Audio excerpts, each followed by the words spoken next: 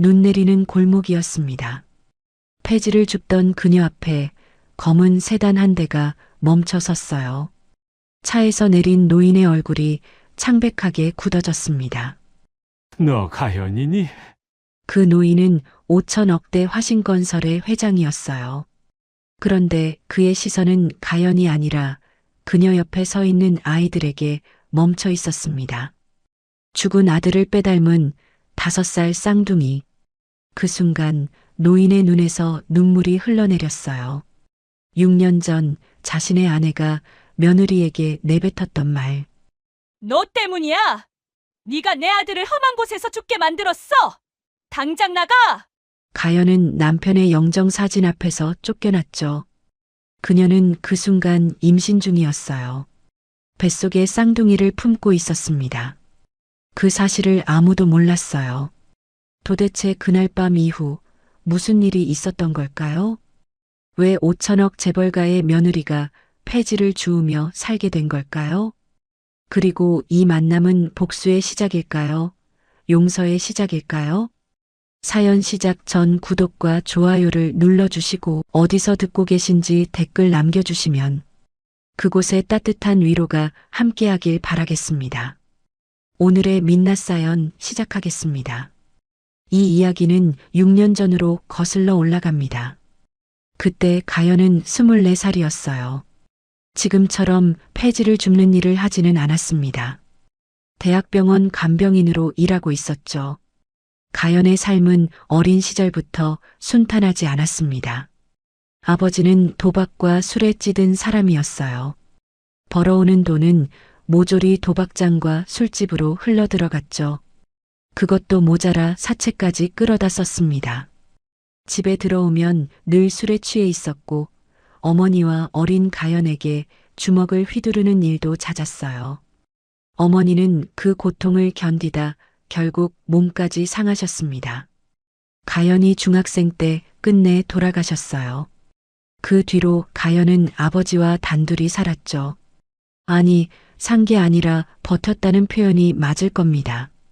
고등학교를 졸업하자마자 가연은 돈을 벌기 시작했어요. 식당 서빙, 편의점 야간 알바, 청소일까지 닥치는 대로 했습니다. 아버지의 빚을 갚기 위해서였죠. 하지만 이자는 눈덩이처럼 불어났고 갚아도 줄어들지 않았습니다. 그러던 어느 겨울밤이었어요. 아버지가 술에 만취한 채 집으로 돌아오다가 저수지에 빠졌습니다. 다음 날 아침 차갑게 식은 시신으로 발견되었죠. 가연은 슬프지 않았어요. 아니, 슬퍼해야 하는지조차 몰랐습니다. 그저 멍했을 뿐이었죠. 아버지가 남긴 건 아무것도 없었습니다. 아니, 있긴 했어요. 어마어마한 사채빚이었죠. 가연은 20살에 억 단위의 빚을 떠안게 되었습니다. 사채업자들은 가연을 가만두지 않았어요. 일하는 곳마다 찾아와 행패를 부렸죠. 사장님들은 하나같이 미안하다며 가연을 내보냈습니다. 그렇게 여러 직장을 전전하다 마지막으로 찾은 곳이 대학병원 간병인 자리였어요. 간병인 일은 고됐습니다. 새벽 5시에 일어나 환자의 세면을 도왔고 밥을 먹여드리고 대소변을 치웠어요. 밤에는 2~3시간마다 일어나 환자의 상태를 살펴야 했죠. 하지만 가연은 불평하지 않았습니다. 병원 안에 있으면 적어도 사채업자들이 대놓고 찾아오지는 못했으니까요. 가연이 그때 돌보던 환자는 70이 넘은 노인이었습니다. 파킨슨병으로 입원한 분이었는데 가족이 자주 찾아오지 않았어요. 가연은 그 노인에게 특별히 정성을 쏟았습니다. 어차피 자신에게도 찾아오는 가족은 없었으니까요. 외로운 사람끼리 통하는 게 있었던 걸지도 모릅니다. 어느 날 오후였어요. 가연은 노인의 병실 창가에서 빨래를 개고 있었습니다. 문이 열리더니 낯선 남자가 들어왔어요. 30 초반쯤 되어 보였죠. 단정한 코트를 입고 한 손에는 과일 바구니를 들고 있었습니다. 그 남자가 바로 지훈이었어요. 강태산 회장의 아들, 화신건설의 젊은 간부였죠. 지우는 노인의 손을 잡으며 말했습니다. 선생님, 오랜만에 왔습니다. 몸은 좀 어떠세요? 노인의 얼굴에 화색이 돌았어요. 주름진 손으로 지훈의 손을 꼭 잡았습니다. 이 녀석 바쁠 텐데 왜 왔어? 괜히 시간 뺏기지 말고. 무슨 말씀이세요? 선생님 안 뵌 지가 얼마인데요? 노인은 지훈의 대학 시절 은사였습니다. 건축학과 교수였는데 지훈에게 건축의 기초부터 철학까지 가르쳐 준 분이었죠. 은퇴 후 홀로 지내시다가 병원에 입원하게 된 것이었어요. 가연은 조용히 빨래를 마저 개며 두 사람의 대화를 들었습니다. 지훈은 노인 곁에 앉아 한참 동안 이야기를 나눴어요. 학교 이야기, 요즘 짓고 있는 건물 이야기, 세상 돌아가는 이야기까지. 노인은 연신 고개를 끄덕이며 제자의 말에 귀 기울였죠. 병문안이 끝날 시간이 되었습니다. 지훈이 일어나 인사를 하려는데 가연이 무거운 세탁물 바구니를 들고 문 앞에서 비틀거렸어요. 지훈이 얼른 다가가 바구니를 받아들었습니다. 제가 들어드릴게요. 어디로 가져가면 되나요? 가연은 당황해서 손사래를 쳤어요. 아니에요. 괜찮아요. 제가 할게요. 무거운데요. 같이 가요. 지훈은 가연의 대답을 기다리지 않고 바구니를 들고 걸어갔습니다. 가연은 어쩔 수 없이 그 뒤를 따라갔죠. 복도를 걸으며 지훈이 물었어요. 간병인으로 일하신 지 오래되셨어요? 몇 달 됐어요. 선생님 잘 챙겨주셔서 감사합니다. 올 때마다 선생님이 간병인분 칭찬을 하시더라고요. 가연은 대답 대신 고개만 살짝 숙였습니다. 칭찬받는 것에 익숙하지 않았거든요. 그날 이후 지훈은 일주일에 두세 번씩 병원을 찾았습니다. 은사를 뵈러 온다고 했지만 점점 가연에게 말을 거는 시간이 길어졌어요. 가연은 처음에 경계했습니다. 좋은 옷을 입고 좋은 차를 타고 다니는 남자가 왜 자신에게 관심을 보이는지 이해할 수 없었죠. 하지만 지훈은 달랐어요. 가연을 아래로 내려다보지 않았습니다. 함께 복도 청소를 도와주기도 했고 노인의 서류 정리를 거들어주기도 했어요. 어느 날은 야간 근무 중인 가연에게 따뜻한 호빵을 사다 주기도 했죠. 노인이 지훈에게 넌지시 말했습니다. 저 아이 말이야. 참 힘들게 사는 아이야. 부모도 없고 빚에 쫓기고 그래도 불평 한 번 안 하더라고. 그런 줄도 모르고 저는 그저 밝은 사람인 줄만 알았습니다. 노인이 지훈의 얼굴을 물끄러미 바라보았어요. 마음이 쓰이나 보구나. 지훈은 대답하지 않았습니다. 하지만 그의 눈빛이 이미 대답하고 있었죠. 그날 밤이었습니다. 가연이 병원 뒷문으로 퇴근하려는데 검은 옷을 입은 남자 둘이 길을 막아섰어요. 사채업자들이었습니다. 유가연 씨, 이번 달 이자 또 밀렸던데. 이러면 곤란하지. 가연의 얼굴이 하얗게 질렸습니다. 몸이 굳어버렸어요. 남자들이 한 발짝씩 다가왔죠. 돈이 없으면 몸으로라도 갚아야지, 안 그래? 그 순간이었습니다. 누군가 가연의 앞으로 걸어왔어요. 뭐 하시는 겁니까? 지훈이었습니다. 그의 목소리는 낮고 단호했어요. 사채업자들이 지훈을 위아래로 훑어보았죠. 당신 누군데? 이 여자 친구입니다. 무슨 문제 있으면 저한테 말씀하시죠. 지훈의 눈빛은 흔들림이 없었어요. 사채업자들은 잠시 망설이다가 혀를 찼습니다. 오늘은 봐준다. 다음에 또 보자고. 남자들이 사라지고 나서야 가연은 숨을 내쉴 수 있었습니다. 다리에 힘이 풀려 그 자리에 주저앉았어요. 지훈이 얼른 다가와 가연을 부축했습니다. 괜찮아요? 다친 데 없어요? 가연은 고개를 저었지만 눈물이 왈칵 쏟아졌어요. 참고 참았던 서러움이 터져버린 것이었죠. 지우는 아무 말 없이 가연 곁에 앉았습니다. 그리고 편의점에서 컵라면 2개를 사왔어요.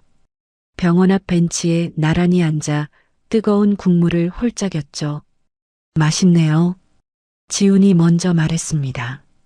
가연은 눈물을 닦으며 조용히 웃었어요. 그건 정말 오랜만에 지어본 웃음이었습니다. 그날 이후 지훈은 더 자주 병원을 찾았습니다. 하지만 가연은 오히려 지훈을 피하기 시작했어요. 자신의 초라한 모습을 들킨 것 같아 부끄러웠거든요. 어느 날 가연이 병원 옥상에서 혼자 밥을 먹고 있었습니다. 김밥 한 줄과 물 한 병. 그게 전부였어요. 그때 옥상 문이 열렸습니다. 지훈이었어요. 여기 있었네요. 한참 찾았잖아요. 가연이 황급히 도시락을 숨기려 했지만 지훈은 이미 보고 말았죠. 지훈은 아무렇지 않게 가연 옆에 앉았습니다. 그리고 자기 가방에서 샌드위치 2개를 꺼냈어요. 저도 점심 아직이에요. 같이 먹어요. 저는 괜찮아요. 이미 먹고 있었으니까요. 그럼 나눠 먹어요. 나 혼자 먹으면 외로우니까. 가연은 대답하지 못했습니다. 지훈이 샌드위치 하나를 가연 손에 쥐어주었어요. 왜 자꾸 피해요? 피하는 거 아니에요. 그럼 왜 눈을 안 마주쳐요? 가연은 한참을 망설이다가 작은 목소리로 말했습니다. 창피해서요. 그런 모습 보여드려서. 지훈이 고개를 저었어요. 나는 창피한 거 하나도 못 봤는데요. 그냥 혼자서 많이 힘들었구나. 그 생각만 했어요. 가연의 눈가가 붉어졌습니다. 왜 저한테 이렇게 잘해주시는 거예요? 지훈은 잠시 하늘을 올려다보았어요. 처음엔 나도 몰랐어요. 그냥 신경이 쓰였어요. 근데 자꾸 보고 싶더라고요. 가연이 지훈을 바라보았습니다. 강 선생님, 저는 지훈이라고 불러요. 나도 가연 씨라고 부를게요. 그 말에 가연은 아무 대답도 하지 못했어요. 하지만 그날 이후 2사람 사이에 보이지 않는 벽이 조금씩 허물어지기 시작했습니다. 계절이 바뀌었어요. 병원 앞 벚꽃이 피고 또 졌습니다. 지훈과 가연은 어느새 서로의 일상이 되어 있었어요. 퇴근길에 함께 걷고 가끔은 작은 분식집에서 떡볶이를 나눠 먹었죠. 가연은 점점 지훈에게 마음을 열었습니다. 어린 시절 이야기, 돌아가신 부모님 이야기, 빚을 지게 된 사연까지 지훈은 묵묵히 들어주었어요.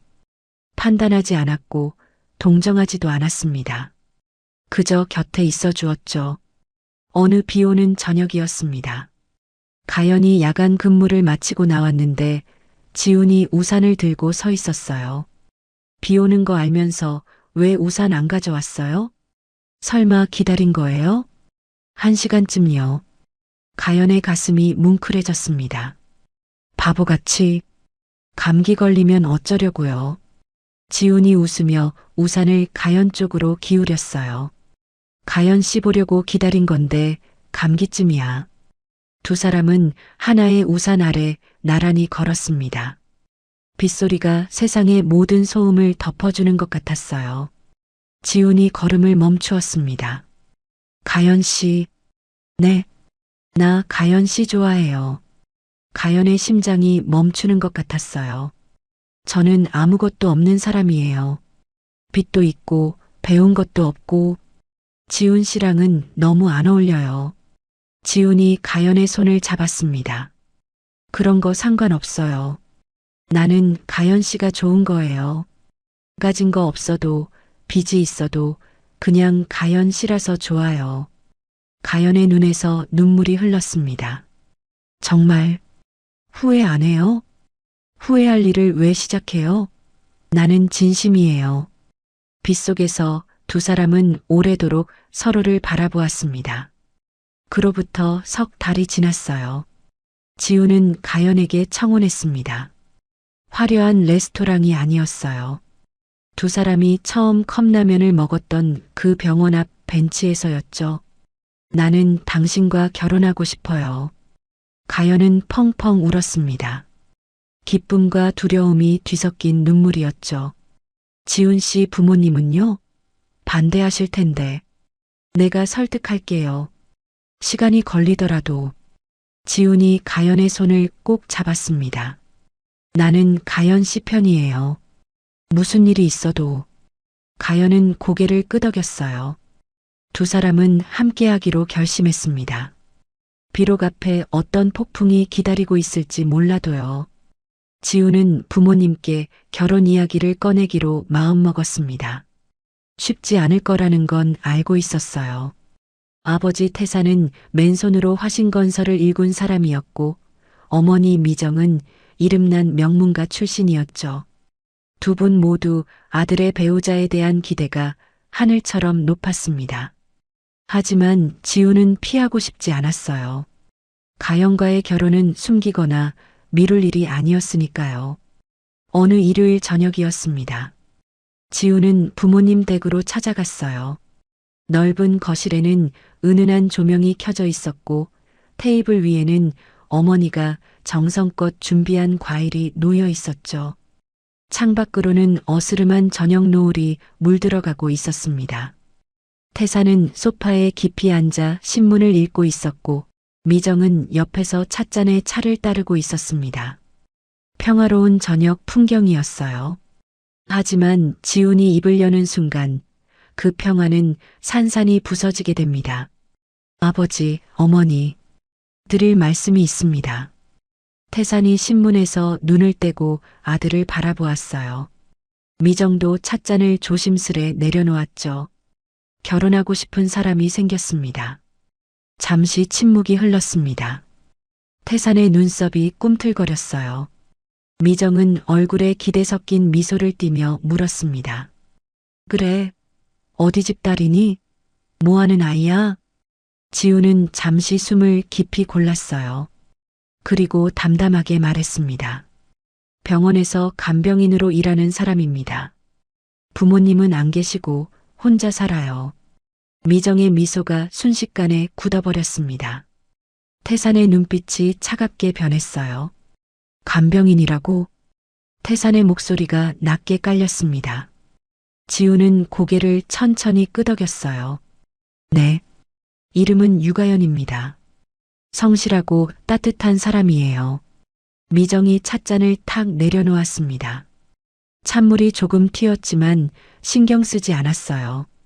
지훈아, 지금 장난하는 거니? 간병인이라니. 그것도 부모도 없는 아이라고? 장난 아닙니다, 어머니. 태산이 신문을 접어 테이블 위에 던졌어요. 그의 얼굴에는 분노가 서서히 피어오르고 있었습니다. 관자놀이의 핏줄이 실룩거렸죠. 그 여자 집안이 어떻게 되는지 알아는 봤냐? 지우는 잠시 망설였어요. 하지만 숨기지 않기로 했습니다. 거짓으로 시작하고 싶지 않았거든요. 아버지는 돌아가셨습니다.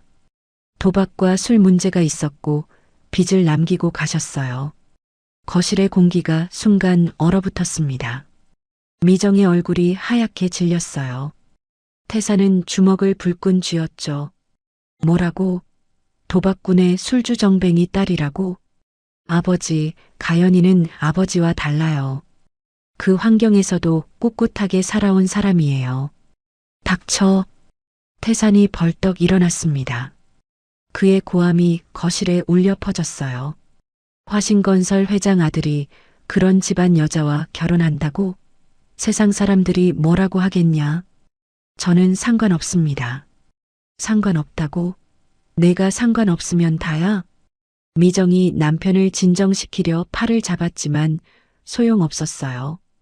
태산의 분노는 걷잡을 수 없이 커지고 있었습니다. 그날 밤 결론은 나지 않았어요. 지우는 무거운 마음을 안고 집으로 돌아갔습니다. 하지만 이틀 후 예상치 못한 일이 벌어졌죠. 가연에게 전화 한 통이 걸려왔습니다. 낯선 번호였어요. 전화를 받자 차갑고 단단한 여자 목소리가 들려왔습니다. 유가연 씨죠? 저는 강지훈 엄마입니다. 만나서 이야기 좀 해요. 가연의 심장이 철렁 내려앉았어요. 거절할 수 없었습니다. 다음 날 오후 가연은 시내의 한 고급 호텔 카페로 향했죠. 카페에 들어서자 창가 자리에 두 사람이 앉아 있었습니다. 태상과 미정이었어요. 두 사람의 얼굴에는 어떤 온기도 없었습니다. 마치 차가운 돌덩이 같았죠. 가연을 향한 시선에는 경멸이 가득했어요. 가연은 조심스럽게 그들 앞에 앉았습니다. 손이 떨렸지만 애써 감추었어요. 무릎 위에 올린 두 손을 꽉 쥐었습니다. 미정이 먼저 입을 열었습니다. 목소리는 낮고 서늘했어요. 단도직입적으로 말할게요. 우리 아들을 떠나세요. 가연의 눈이 커졌습니다. 예상했던 말이었지만 막상 들으니 가슴이 찢어지는 것 같았어요. 어머님, 저는 지훈 씨를 진심으로 사랑합니다. 사랑? 그게 밥 먹여주나요? 미정의 입꼬리가 비틀어졌어요. 당신 집안이 어떤지 다 알아봤어요. 아버지는 도박꾼의 술주정뱅이, 어머니는 아파서 죽고, 당신은 억대의 빚을 지고 있죠. 그런 사람이 우리 아들과 결혼하겠다고요? 가연의 얼굴이 붉어졌습니다. 수치심과 분노가 뒤섞인 감정이 목구멍까지 차올랐어요.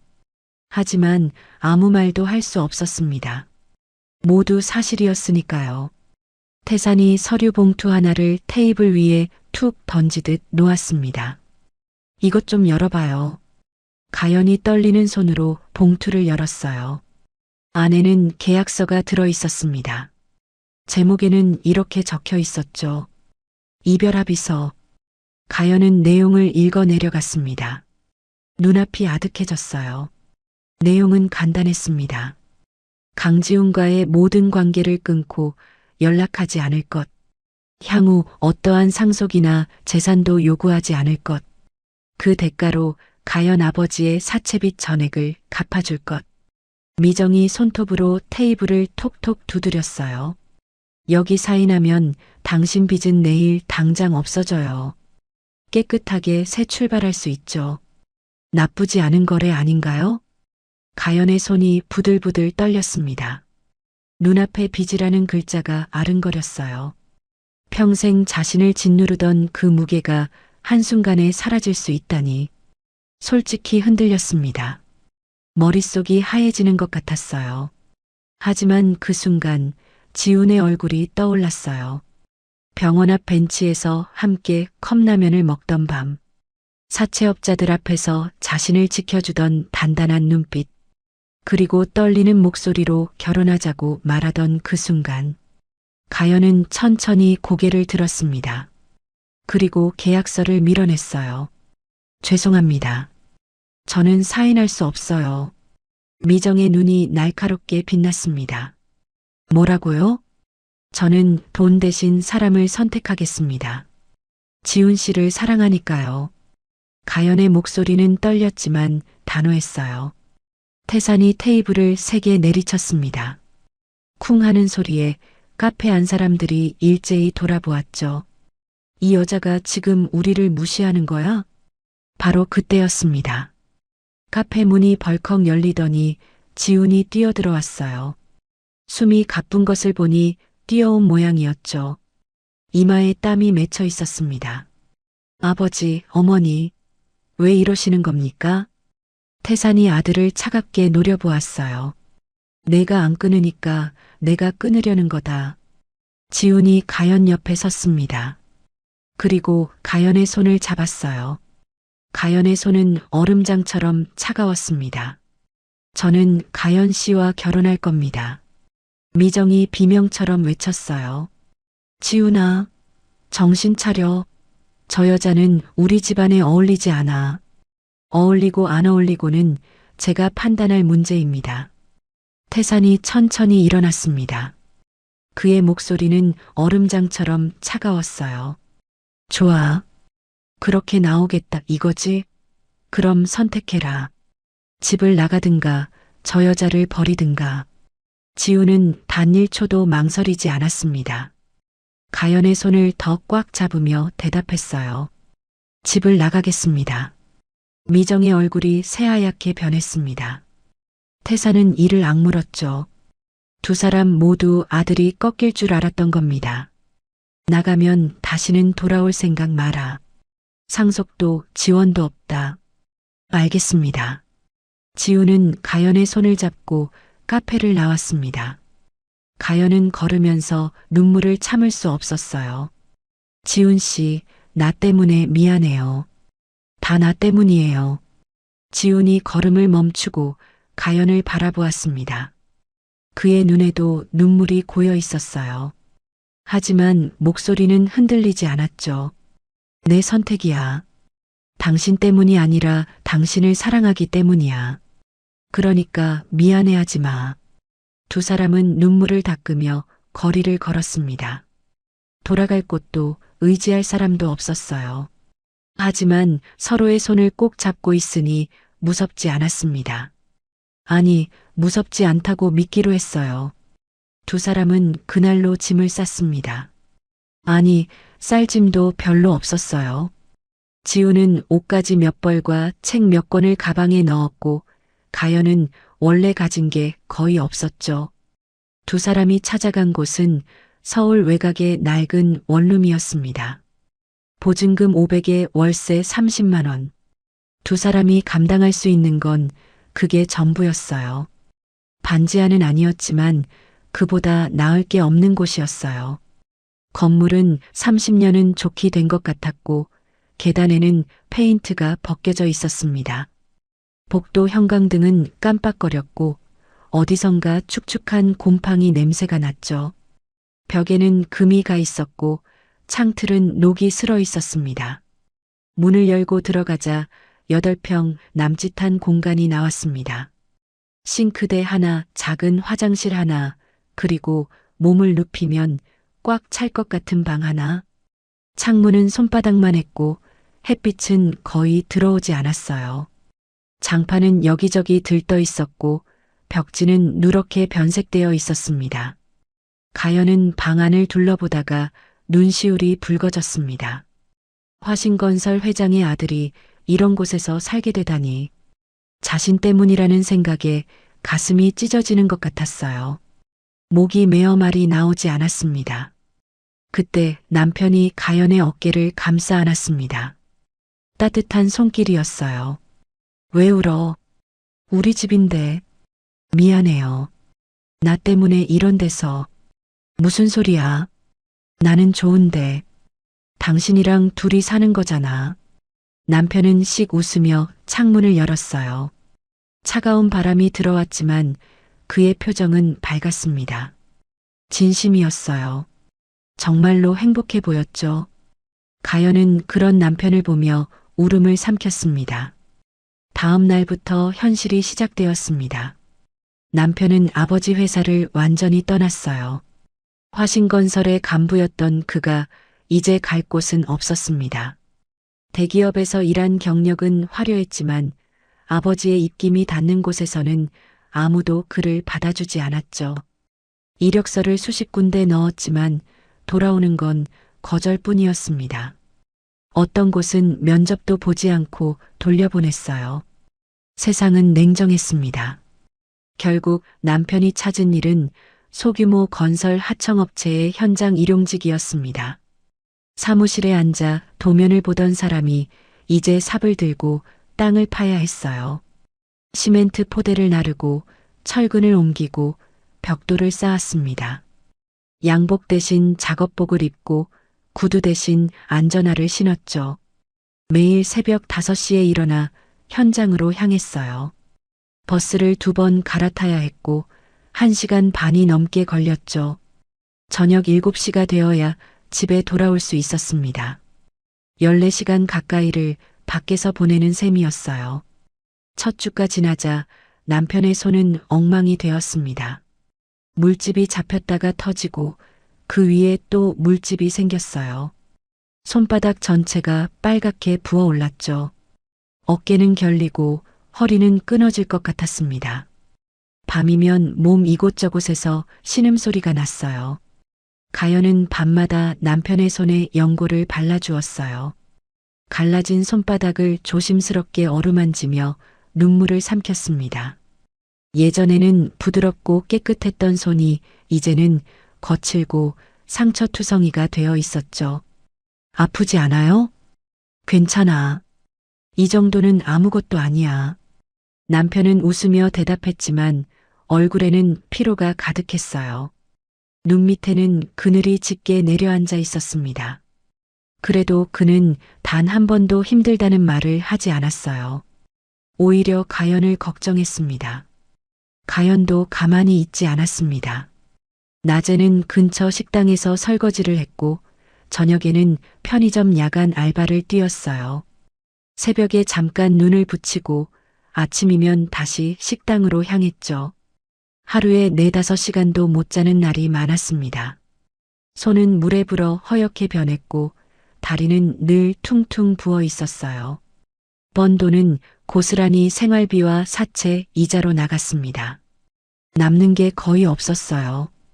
그래도 매달 꼬박꼬박 이자를 갚으니 사채업자들도 예전처럼 심하게 굴지는 않았습니다. 작은 위안이었죠. 두 사람의 저녁 식사는 대부분 컵라면이었어요. 끔돈이 조금 남으면 삼각김밥을 하나씩 더 사왔죠. 그게 두 사람에게는 특별한 날이었습니다. 마치 명절처럼 기뻐했어요. 어느 늦은 밤이었어요.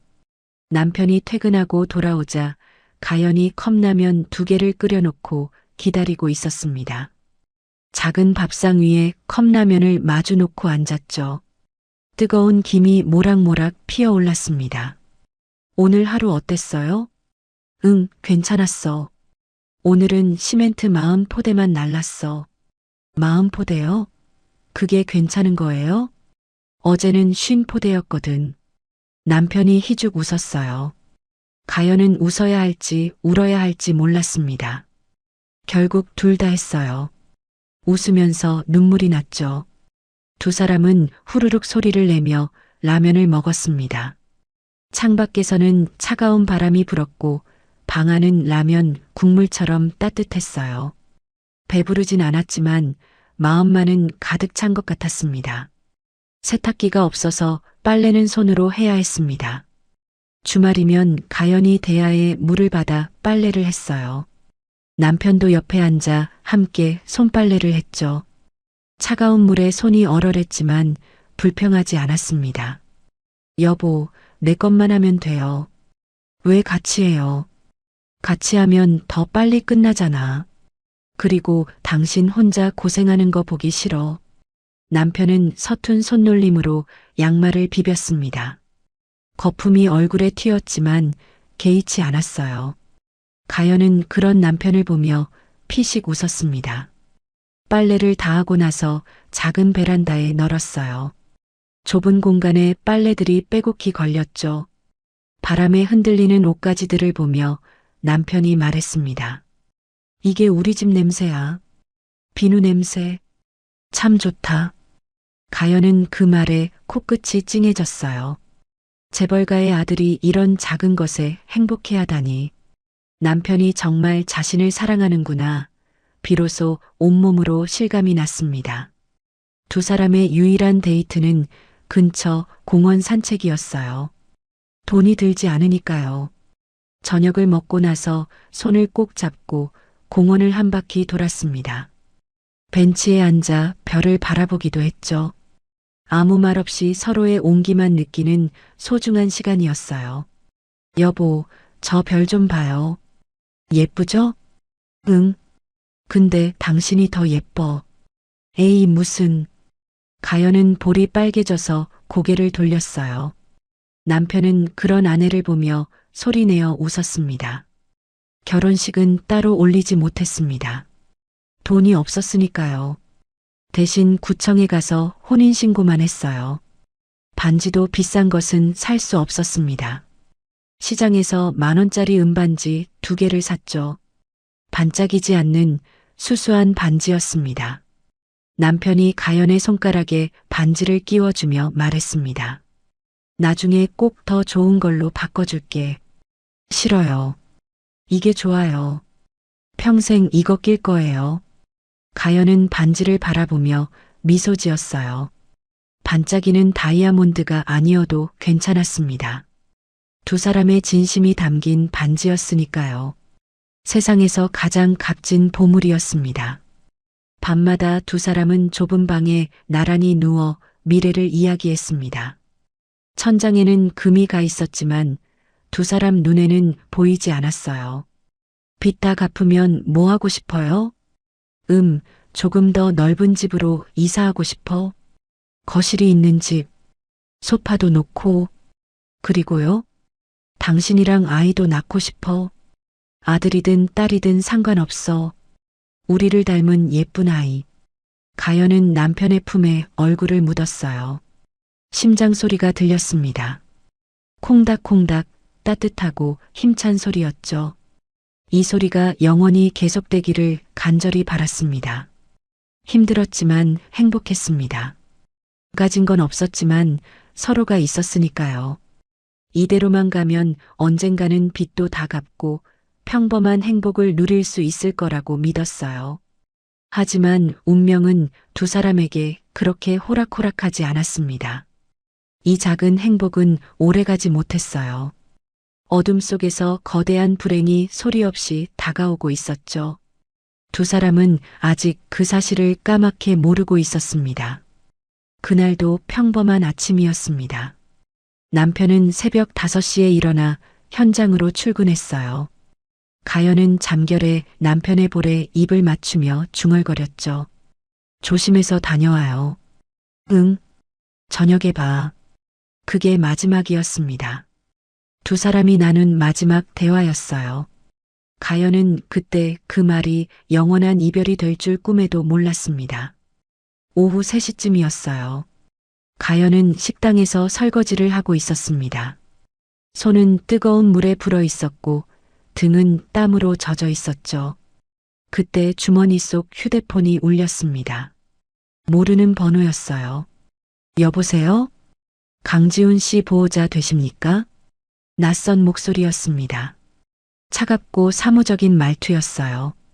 가연의 심장이 쿵 하고 내려앉았습니다. 네, 아내인데요. 무슨 일이죠? 지금 현장에서 사고가 있었습니다. 빨리 병원으로 와주십시오. 전화기를 든 손이 부들부들 떨렸어요. 머릿속이 하얘졌습니다. 사고라는 말이 귀에 맴돌았지만 무슨 뜻인지 이해할 수가 없었죠. 가연은 앞치마도 벗지 않은 채 식당을 뛰쳐나왔습니다. 버스를 탈 여유가 없었어요. 택시를 잡아타고 병원 이름을 외쳤습니다. 목소리가 떨려서 제대로 나오지 않았죠. 택시 안에서 가연은 계속 기도했습니다. 제발 괜찮게 해주세요. 제발이요. 손을 꼭 모으고 눈을 감았어요. 눈물이 볼을 타고 흘러내렸습니다. 온몸이 떨렸어요. 병원에 도착했을 때 응급실 앞에는 작업복을 입은 사람들이 서 있었습니다. 먼지와 시멘트가 묻은 옷을 입은 동료들이었어요. 그들의 표정이 어두웠습니다. 가연을 보자 하나같이 고개를 숙였죠. 누구 하나 눈을 마주치려 하지 않았어요. 그 순간 가연은 알았습니다. 무언가 끔찍한 일이 일어났다는 것을요. 심장이 쿵쿵 뛰었고 다리가 후들거렸습니다. 남편이요. 남편 어디 있어요? 가연이 다급하게 물었습니다. 아무도 대답하지 않았어요. 모두 입을 다문 채 바닥만 바라보고 있었죠. 그때 의사가 나왔습니다. 흰 가운을 입은 중년의 남자였어요. 그의 얼굴에도 어두운 그림자가 드리워져 있었습니다. 무거운 침묵이 흘렀어요. 보호자 되십니까? 네, 아내예요. 남편은요? 남편은 괜찮은 거죠? 의사는 잠시 침묵했습니다. 그 짧은 침묵이 가연에게는 영원처럼 느껴졌어요. 죄송합니다. 최선을 다했지만 이미 도착했을 때 심정지 상태였습니다. 가연의 다리에서 힘이 빠졌습니다. 그 자리에 주저앉았어요. 심정지라는 말이 무슨 뜻인지 머리로는 알았지만 가슴으로는 받아들일 수가 없었죠. 아니에요. 아니야. 오늘 아침에 출근했는데. 저녁에 본다고 했는데요. 가연은 중얼거리며 고개를 저었습니다. 이건 꿈일 거야. 악몽일 거야. 곧 깨어날 거야. 하지만 아무리 눈을 비벼도 현실은 바뀌지 않았어요. 남편은 크레인에서 떨어진 철근에 맞았다고 했습니다. 안전모를 쓰고 있었지만 충격이 너무 컸대요. 현장에서 바로 쓰러졌고 병원으로 옮겨지는 동안 숨을 거뒀다고 했죠. 가연은 영안실로 안내되었습니다. 문을 여는 손이 떨렸어요. 차가운 금속 침대 위에 남편이 누워 있었습니다. 흰 천으로 덮여 있었죠. 천을 걷어내자 남편의 얼굴이 보였어요. 눈을 감고 있었습니다.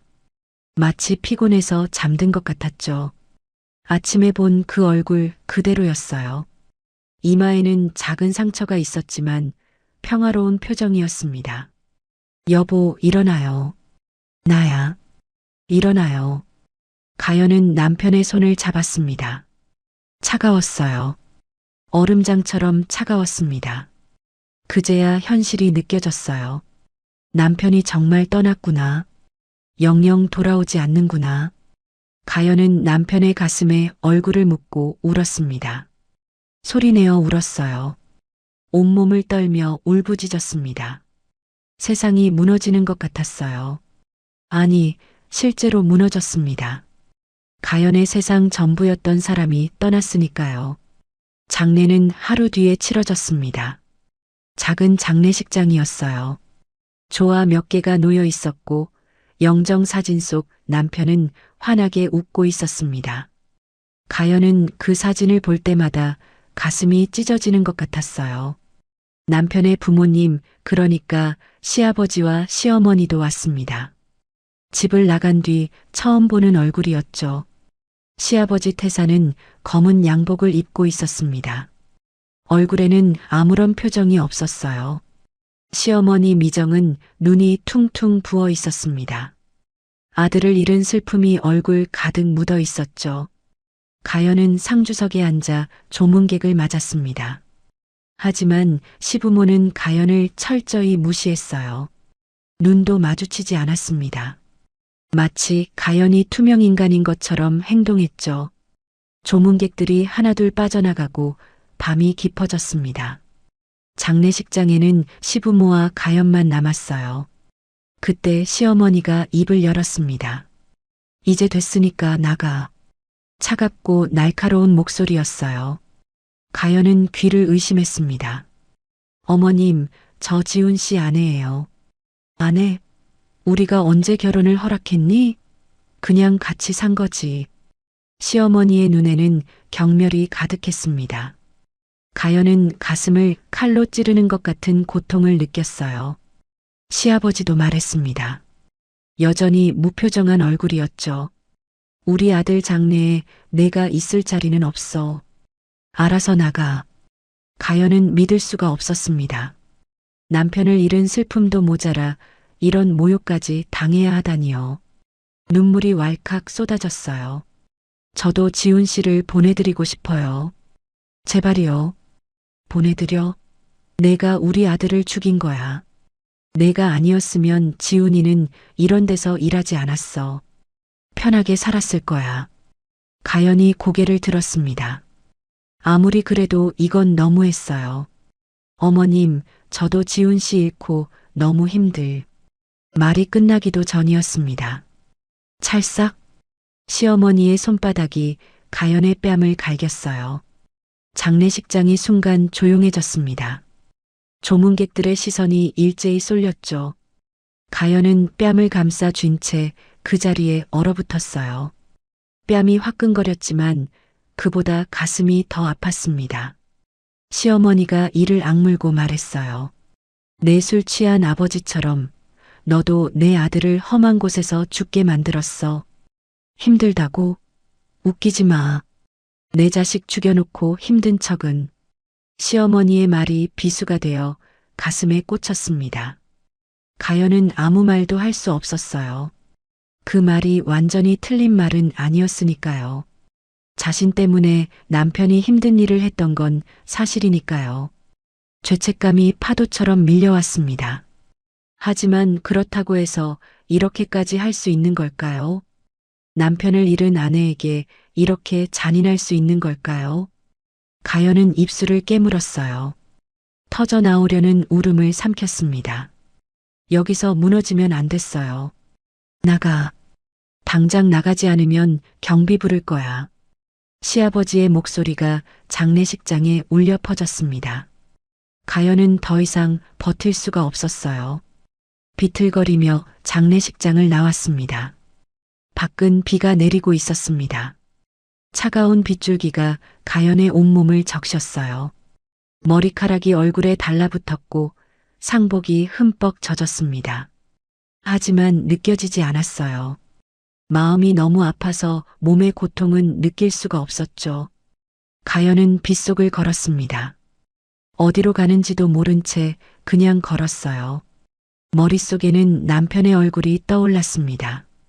웃는 얼굴, 라면 먹는 얼굴, 잠든 얼굴. 여보, 나 어떡해? 나 이제 어떻게 살아? 가연은 빗속에서 울부짖었습니다. 지나가는 사람들이 쳐다봤지만 상관없었어요. 세상에 혼자 남겨진 것 같았습니다. 아무도 없는 캄캄한 바다에 홀로 떠 있는 기분이었죠. 집으로 돌아왔을 때 가연은 문 앞에 한참을 서 있었습니다. 젖은 옷에서 물이 뚝뚝 떨어졌어요. 문을 열면 남편이 없다는 사실이 더 선명해질 것 같아서요. 마침내 문을 열고 들어갔을 때 어둡고 텅 빈 방이 가연을 맞았습니다. 남편의 작업복이 한쪽에 걸려 있었어요. 남편이 쓰던 칫솔이 욕실에 있었죠. 남편의 흔적이 곳곳에 남아 있었습니다. 하지만 남편은 없었어요. 영원히. 가연은 남편의 옷을 끌어안고 방바닥에 쓰러졌습니다. 옷에서 남편의 냄새가 났어요. 땀 냄새와 비누 냄새가 섞인 익숙한 그 향기. 그 냄새를 맡으며 가연은 밤새 울었습니다. 목이 쉴 때까지 울었어요.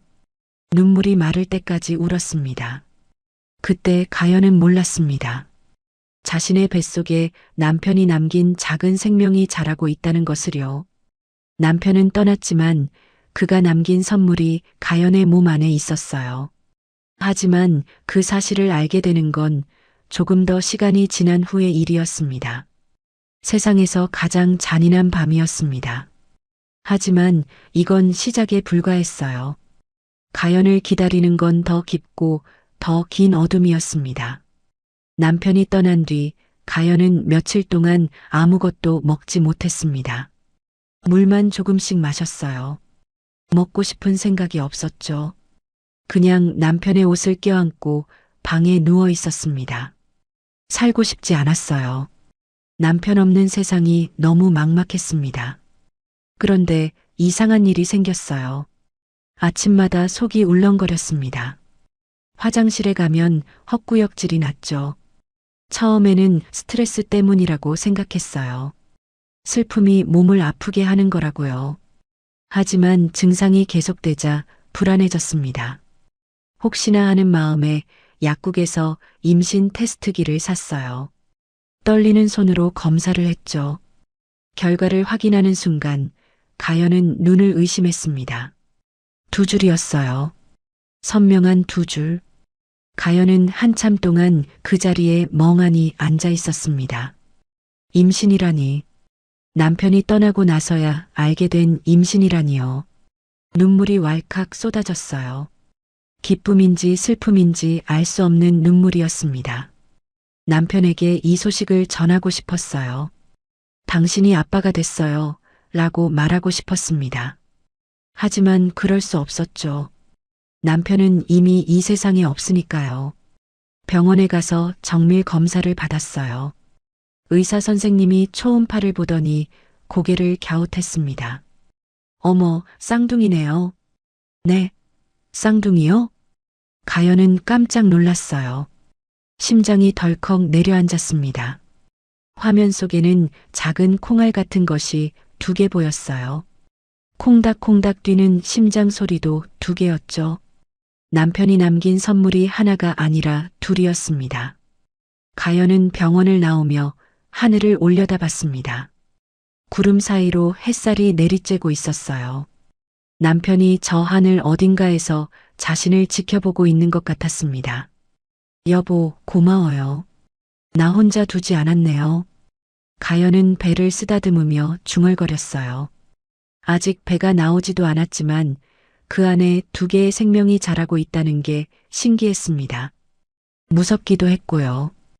혼자서 두 아이를 어떻게 키울 수 있을까? 막막했어요. 시부모에게 임신 사실을 알릴까 고민했습니다. 손주가 생긴다는 걸 알면 태도가 달라질지도 모르잖아요. 마음이 한번 흔들렸습니다. 하지만 장례식장에서 들은 말이 떠올랐어요. 내가 우리 아들을 죽였다는 그 말. 그 차가운 눈빛. 가연은 고개를 저었습니다. 알리지 않기로 했어요. 그 사람들에게 빌붙고 싶지 않았습니다. 아이들은 자기 힘으로 키우겠다고 다짐했죠. 하지만 현실은 너무나 가혹했습니다. 임신을 하니 몸이 힘들어서 일을 제대로 할 수가 없었어요. 입덧이 심해서 식당 설거지도 못했습니다. 기름 냄새만 맡으면 토가 나왔거든요. 편의점 알바도 그만둬야 했어요. 밤새 서 있으니 다리가 퉁퉁 부었습니다. 의사 선생님이 쌍둥이 임신이라 특히 무리하면 안 된다고 했어요. 수입이 끊기자 생활이 급격히 어려워졌습니다. 월세를 내기도 빠듯했어요. 사채 이자는 계속 쌓여갔죠. 사채업자들이 다시 찾아오기 시작했습니다. 돈 언제 갚을 거야? 남편 죽었으니까 안 갚아도 되는 줄 알아? 무서운 얼굴로 협박했어요. 문을 쾅쾅 두드리고 욕설을 퍼부었습니다. 가연은 떨리는 목소리로 조금만 기다려달라고 빌었어요. 뱃속의 아이들을 생각하면 무서워서 아무것도 못했습니다. 밤마다 문 두드리는 소리가 악몽처럼 들렸어요. 결국 원룸에서 쫓겨났습니다. 더 싼 곳을 찾아야 했어요. 가연이 찾은 곳은 반지하 단칸방이었습니다. 보증금 200에 월세 20만 원. 그게 가연이 감당할 수 있는 최대였어요. 곰팡이 냄새가 진동했고 햇빛은 거의 들어오지 않았습니다. 장마철에는 물이 차올라서 무릎까지 잠기기도 했어요. 하지만 거기라도 감사해야 했습니다. 갈 곳이 있다는 것만으로도요. 임신 8개월이 되었을 때 가연은 거의 굶다시피 했습니다. 하루에 라면 한 개를 두 끼로 나눠 먹었어요. 그마저도 없는 날에는 물만 마셨죠. 뱃속의 아이들에게 미안했습니다. 엄마가 제대로 먹지 못해서 미안해. 가연은 매일 밤 배를 쓰다듬으며 울었어요. 출산은 겨울이었습니다. 새벽 3시에 진통이 시작됐어요. 혼자서 택시를 잡아 병원에 갔습니다. 배가 터질 것 같았어요. 식은땀이 온몸을 적셨습니다. 옆에서 손을 잡아줄 사람은 아무도 없었어요. 분만실에 들어가면서 가연은 남편 사진을 꼭 쥐고 있었습니다. 여보, 힘내서 나을게요. 우리 아기 꼭 보여줄게요. 12시간의 고통 끝에 쌍둥이가 태어났어요. 아들이었습니다. 작고 빨간 아기들이 울음을 터뜨렸죠. 그 울음소리를 듣는 순간 가연의 눈에서 눈물이 흘러내렸습니다. 살아있다는 것이 기뻤어요. 이 아이들이 세상에 나왔다는 것이 기적 같았습니다. 아기들의 얼굴은 남편을 꼭 닮았어요.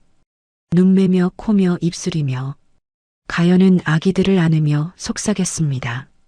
여보, 애들 얼굴 좀 봐요. 당신 닮았어요. 하지만 기쁨도 잠시였습니다. 병원비를 낼 돈이 없었어요. 간호사가 청구서를 가져왔을 때 가연은 숫자를 보고 눈앞이 캄캄해졌습니다. 최소한의 입원 기간만 채우고 퇴원해야 했죠. 아직 몸도 회복되지 않았지만 어쩔 수 없었어요.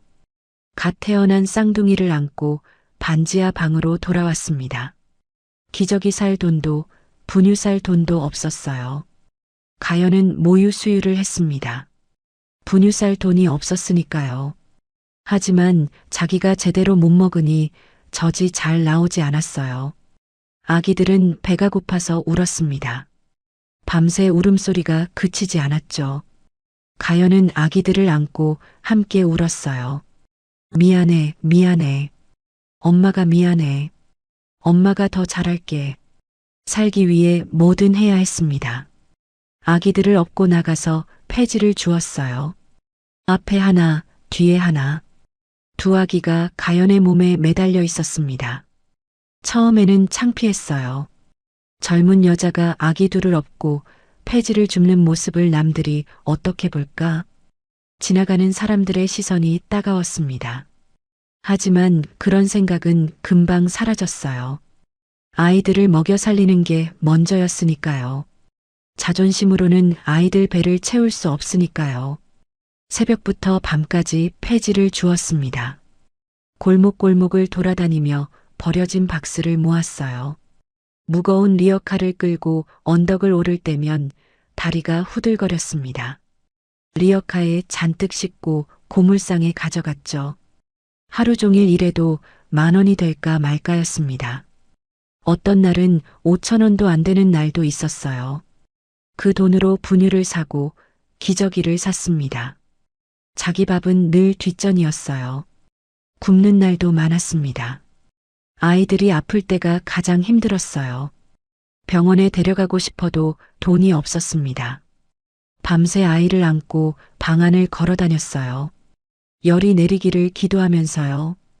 아이 이마에 차가운 수건을 올렸다 내렸다 반복했습니다. 제발 괜찮아져라. 제발. 가연은 밤새 잠을 자지 못했어요. 다행히 아이들은 강했습니다. 엄마를 닮은 건지 아빠를 닮은 건지 모르겠지만 잘 버텨줬어요. 그렇게 1년이 지나고 2년이 지났습니다. 3년, 4년, 5년. 시간은 느리게 흘렀어요. 매일이 전쟁 같았습니다. 여름에는 땀에 절어가며 폐지를 주었고 겨울에는 꽁꽁 언 손으로 박스를 날랐습니다. 손은 갈라지고 터졌어요. 허리는 늘 아팠습니다. 하지만 가연은 포기하지 않았어요. 아이들이 있었으니까요. 아이들의 웃는 얼굴을 보면 모든 고통을 잊을 수 있었습니다. 아이들은 무럭무럭 자랐어요. 5살이 되자 말도 잘하고 뛰어다니기도 했죠. 아빠와 엄마를 닮아 듬직하고 상냥했습니다. 힘들게 사는 것 같아도 아이들은 밝았어요. 엄마가 폐지 줍는 걸 부끄러워하지 않았습니다. 오히려 도와주겠다고 따라다녔죠. 작은 손으로 박스를 들어 리어카에 실으려고 애썼어요. 그 모습을 볼 때마다 가연은 웃음과 눈물이 동시에 났습니다. 그 6년은 지옥 같았습니다. 하지만 동시에 가연에게는 가장 소중한 시간이기도 했어요. 남편이 남긴 선물, 두 아이와 함께한 시간이었으니까요. 가연은 하루하루를 버텼습니다. 언젠가는 나아질 거라고 믿으면서요. 그 믿음 하나로 견뎌냈습니다. 아이들에게 더 나은 삶을 주겠다는 그 약속 하나로요. 다시 현재로 돌아옵니다.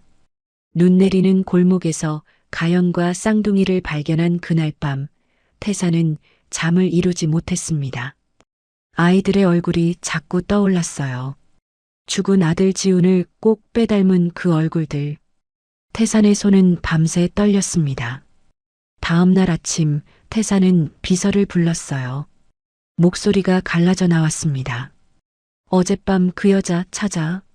당장. 비서는 고개를 숙이며 대답했죠. 이틀 만에 보고가 올라왔습니다. 가연의 주소, 생활 형편, 아이들의 나이까지 모든 게 적혀 있었어요. 태사는 보고서를 읽으며 얼굴이 굳어졌습니다. 반지하 단칸방, 폐지 수거로 생계 유지, 쌍둥이 형제 5살. 그 내용들이 가슴을 후벼 팠어요. 손이 부들부들 떨렸습니다. 6년 동안 며느리가 그렇게 살고 있었다니. 손주들이 그런 환경에서 자라고 있었다니. 보고서에는 사진도 첨부되어 있었어요. 리어카를 끌고 가는 가연의 뒷모습, 골목에서 뛰어노는 아이들. 태사는 사진을 보며 한숨을 내쉬었습니다. 태사는 보고서를 내려놓고 창밖을 바라봤습니다. 눈이 계속 내리고 있었어요. 머릿속이 복잡했습니다. 후회가 밀려왔어요. 그때 좀 더 마음을 열었더라면, 그때 아들의 선택을 존중해줬더라면, 이런 일은 없었을지도 모릅니다. 그날 오후 태사는 직접 가연을 찾아갔습니다. 비서가 운전하는 검은 세단이 좁은 골목길에 멈춰 섰어요. 태사는 차에서 내려 주변을 둘러봤습니다. 낡은 건물들이 다닥다닥 붙어 있었고 어디선가 음식 냄새가 났죠. 화신건설 회장이 평생 와본 적 없는 동네였습니다. 반지하 계단을 내려가는데 발이 떨어지지 않았어요. 계단에는 이끼가 끼어 있었고 습기가 올라왔습니다. 한 계단, 한 계단 내려갈 때마다 가슴이 무거워졌어요. 이런 곳에서 손주들이 살고 있다니. 문 앞에 서서 심호흡을 했습니다. 떨리는 손으로 문을 두드렸어요. 잠시 후 문이 열렸어요. 가연이 나왔습니다. 낡은 앞치마를 두르고 있었어요. 헝클어진 머리카락, 갈라진 손, 지친 얼굴. 6년 전 처음 봤던 그 단정한 모습은 온데간데 없었습니다. 세월의 무게가 고스란히 느껴졌어요. 하지만 눈빛만은 여전히 강했습니다. 아니, 오히려 더 강해진 것 같았어요. 가연은 시아버지를 보자 표정이 굳어졌어요. 차갑게 얼어붙었습니다. 아무 말도 하지 않았죠. 그냥 문을 닫으려 했어요. 가연아, 잠깐만. 태산이 다급하게 말했습니다. 가연은 멈칫했지만 문을 열어두지는 않았어요. 문틈 사이로 태산을 노려봤습니다. 무슨 일이세요? 차갑고 단단한 목소리였어요. 존댓말이었지만 전혀 공손하지 않았습니다. 거리를 두겠다는 의지가 느껴졌죠. 할 얘기가 있어. 들어가도 되겠니? 안 됩니다. 가연은 단호하게 거절했어요. 태사는 당황했습니다.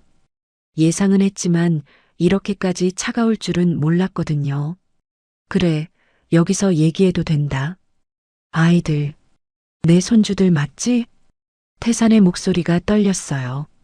가연은 한참 동안 아무 말도 하지 않았습니다. 그러다 입을 열었죠. 손주요? 무슨 손주요? 아버님은 저희한테 가족이 아니라고 하셨잖아요. 그 말에 태사는 할 말을 잃었습니다. 6년 전 장례식장에서 했던 말들이 떠올랐어요. 결혼을 허락한 적 없다. 내가 있을 자리가 아니다. 그 잔인한 말들이 부메랑처럼 돌아왔습니다. 그때 내가 잘못했어. 미안하다. 태산이 고개를 숙였어요. 70평생 처음으로 누군가에게 진심으로 사과하는 것 같았습니다. 목소리가 갈라졌어요. 하지만 가연은 표정 하나 바뀌지 않았습니다. 눈빛은 여전히 차가웠어요. 미안하다고요? 지금 와서요? 가연의 목소리가 조금씩 높아졌어요. 눌러왔던 감정이 터져 나오는 것 같았습니다. 장례식장에서 쫓겨났을 때 전 임신 중이었어요. 아셨어요? 남편 장례식에서 쫓겨나서 빗속을 헤맸어요. 뱃속에 아이 둘을 품고요. 태산의 얼굴이 창백해졌습니다. 몰랐어요. 그때 가연이 임신 중이었다는 걸 전혀 몰랐습니다. 6년 동안 혼자 키웠어요. 폐지 주우면서요. 여름에는 땀에 절고 겨울에는 손이 꽁꽁 얼어도 리어카를 끌었어요. 아이들 아플 때 병원비 없어서 밤새 안고 울었어요. 분유 살 돈이 없어서 제가 굶었어요. 그때 아버님은 어디 계셨어요? 가연의 눈에 눈물이 고였습니다. 하지만 흘리지는 않았어요. 이를 악물고 참았습니다. 이 사람 앞에서 울고 싶지 않았거든요. 태사는 아무 말도 할 수 없었습니다. 변명의 여지가 없었어요. 가연의 말이 전부 맞았으니까요. 그는 아무것도 하지 않았습니다. 며느리와 손주가 어떻게 사는지 알려고도 하지 않았어요. 이제 와서 손주 찾으시면 안 돼요. 저희한테는 가족이 없어요.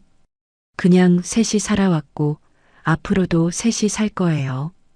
가연은 담담하게 말했습니다.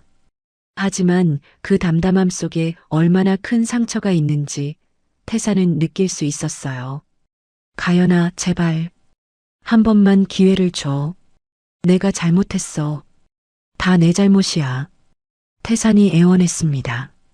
난생 처음 누군가에게 이렇게 매달려 보는 것 같았어요. 자존심 같은 건 이미 사라진 지 오래였습니다. 기회요? 가연이 쓴웃음을 지었어요. 입꼬리가 씁쓸하게 올라갔습니다.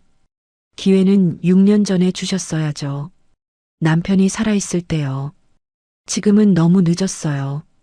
그 말을 끝으로 가연은 문을 닫았습니다. 쿵 하는 소리가 골목에 울려 퍼졌어요. 태사는 닫힌 문 앞에 한참 서 있었습니다. 다리에 힘이 풀려서 움직일 수가 없었어요. 차로 돌아온 태사는 뒷좌석에 털썩 주저앉았습니다. 온몸에 힘이 빠졌어요. 비서가 걱정스럽게 물었습니다. 회장님, 괜찮으십니까? 태사는 대답하지 않았습니다. 창밖을 바라보며 생각에 잠겼어요. 가연의 눈빛이 떠올랐습니다. 그 차갑고 단단한 눈빛, 그 안에 담긴 깊은 상처와 분노, 그리고 절대 용서하지 않겠다는 굳은 의지. 내가 저 아이를 저렇게 만들었구나. 태사는 처음으로 자신이 얼마나 큰 죄를 지었는지 깨달았습니다. 집으로 돌아온 태사는 아내 미정에게 모든 걸 말했어요. 가연을 만났다는 것, 손주가 둘이라는 것, 그리고 가연이 거절했다는 것까지요. 미정은 처음에 믿지 못했습니다. 손주가 둘이라고요? 눈이 휘둥그레졌어요. 쌍둥이야. 남자아이 둘. 지훈이 얼굴을 그대로 닮았어. 태산의 말에 미정은 숨이 멎는 것 같았습니다. 그러다 울음을 터뜨렸어요. 손으로 입을 막고 흐느꼈습니다. 내 잘못이에요. 내가 그때 그러지 말았어야 했는데. 내가 너무했어요. 미정의 어깨가 들썩거렸습니다. 후회가 파도처럼 밀려왔어요. 장례식장에서 며느리에게 했던 말들이 떠올랐습니다. 내가 우리 아들을 죽였다. 나가. 그 잔인한 말을 어떻게 했을까요? 어떻게 그럴 수 있었을까요? 태산과 미정은 밤새 잠을 이루지 못했습니다. 침대에 나란히 누워 천장만 바라봤어요. 손주들의 얼굴이 떠올랐습니다. 지훈을 꼭 빼닮은 그 얼굴들. 자신들의 피가 흐르는 아이들이 반지하에서 폐지를 주우며 살고 있다는 사실이 가슴을 찢었습니다. 어떻게든 가연의 마음을 돌려야 했어요. 어떻게든 손주들을 만나야 했습니다. 하지만 방법을 몰랐어요. 가연의 눈빛은 너무나 단호했거든요. 그 눈빛에는 한치의 흔들림도 없었습니다. 그래도 포기할 수는 없었습니다. 태사는 결심했어요. 시간이 걸리더라도 가연의 마음을 돌리겠다고요. 그게 죽은 아들에게 할 수 있는 마지막 도리라고 생각했습니다. 지훈아, 아버지가 늦었다. 하지만 이제라도 바로잡을게. 태사는 창밖의 눈을 바라보며 다짐했어요. 하지만 가연의 상처는 태산이 생각했던 것보다 훨씬 깊었어요. 6년이라는 시간이 만든 상처는 쉽게 아물지 않을 것이었습니다. 그 상처를 치유하려면 얼마나 긴 시간이 필요할까요? 태사는 알 수 없었습니다. 그저 포기하지 않겠다는 것만 알고 있었어요. 가연에게 거절당한 후에도 태사는 포기하지 않았습니다. 매일 아침 반지하 앞에 나타났어요. 문을 두드리지는 않았습니다. 그냥 문 앞에 무언가를 놓고 갔죠. 처음에는 과일 상자였어요. 사과, 배, 귤, 제철 과일들이 예쁘게 담겨 있었습니다. 가연은 그걸 보고 인상을 찌푸렸어요. 문 밖에 그대로 뒀습니다. 받아들이고 싶지 않았거든요. 하지만 태사는 다음 날도 그 다음 날도 왔어요. 이번에는 아이들 옷이었습니다. 따뜻한 패딩 점퍼, 털모자, 장갑. 겨울이 깊어지고 있었으니까요. 가연은 그 옷들을 보며 마음이 흔들렸습니다. 아이들에게 제대로 된 겨울옷을 사줄 형편이 안 됐거든요. 그래도 가연은 받지 않았어요. 옷상자를 문 밖에 그대로 뒀습니다. 태사는 다음 날 와서 그걸 확인하고 한숨을 쉬었어요. 하지만 포기하지 않았습니다. 새로운 걸 또 가져왔죠. 그러면서 태사는 비서에게 특별한 지시를 내렸습니다. 가연이를 괴롭히는 사채업자들이 있다고 들었다. 그놈들 움직임을 모두 감시해라. 비서가 고개를 숙였어요. 가연이나 아이들에게 무슨 일이 생기면 바로 나한테 보고하고 즉시 경찰에 신고해라. 알겠나? 태사는 단호하게 말했습니다.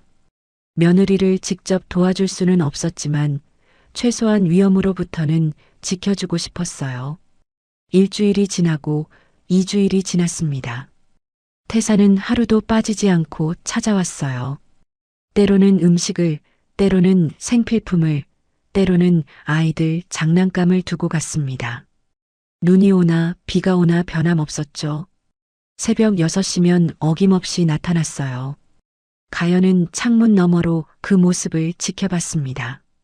70이 넘은 노인이 새벽부터 와서 문 앞에 물건을 놓고 가는 모습, 허리를 숙여 물건을 내려놓을 때 힘들어하는 뒷모습, 추운 날씨에 입김을 내뿜으며 돌아가는 모습, 가연의 마음 한구석이 조금씩 흔들렸어요.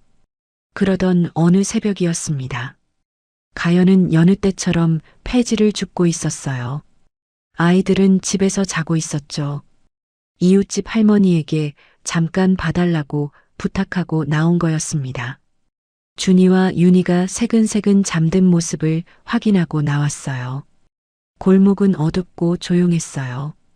가로등 불빛만 희미하게 비추고 있었습니다. 가연은 리어카를 끌며 박스를 주었어요. 손이 꽁꽁 얼었지만 멈출 수 없었습니다. 오늘 벌어야 아이들 분유를 살 수 있었으니까요. 그때였습니다. 등 뒤에서 거친 발걸음 소리가 들렸어요. 가연은 뒤를 돌아봤습니다. 심장이 쿵 내려앉았어요. 사채업자 2명이었습니다. 6년 전부터 가연을 괴롭혀온 그 사람들. 험악한 얼굴에 비웃음을 띠고 있었어요. 한 명은 가죽 점퍼를 입고 있었고 다른 한 명은 야구 방망이를 들고 있었습니다. 야, 오랜만이네. 숨어 다니더니 여기 있었구만. 한 명이 천천히 다가왔습니다. 가연은 뒷걸음질 쳤어요.